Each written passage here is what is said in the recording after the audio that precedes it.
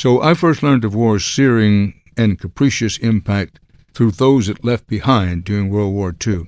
I happened to choose a profession that would take me to battlefields across the decades and around the world. I soon saw the bloody ravages of war firsthand and completely unedited. Yes, and there's no joy in saying so. That I heard the screams of the wounded and the moans of the dying, real blood, real mud, real death.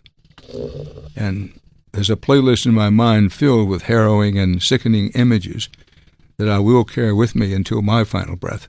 Oftentimes, some mysterious trigger in my mood or surroundings will cause these clips to play, and I can shudder anew at the horrors, and I use the word measurably, the horrors of war. And Memorial Day is one of those times when that happens. Not to be too personal about it, but I think this happens to a lot of people.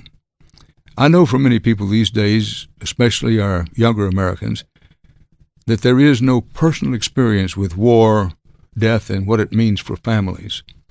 The way wars are fought these days with an all-volunteer force, it's different from the way it used to be, that when we went to war, almost everybody was touched by somebody going. That's no longer true.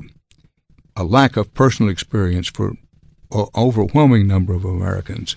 But, of course, even as our fellow countrymen and women continue to serve and die in places like Afghanistan and Iraq, places like Yemen and Somalia, for while most of the nation has been shielded from these longest wars in American history, for some communities the impact of combat death is felt deeply, not only this Memorial Day and the days following Memorial Day, but for the entirety of their lives. It's important that we have a Memorial Day to focus our thoughts on those who perished fighting for the country. It's something that we should remember every day of the year, especially as we make decisions about whether we should commit our armed forces into new conflicts.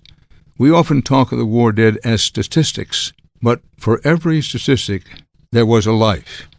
And remembering that is what Memorial Day is all about.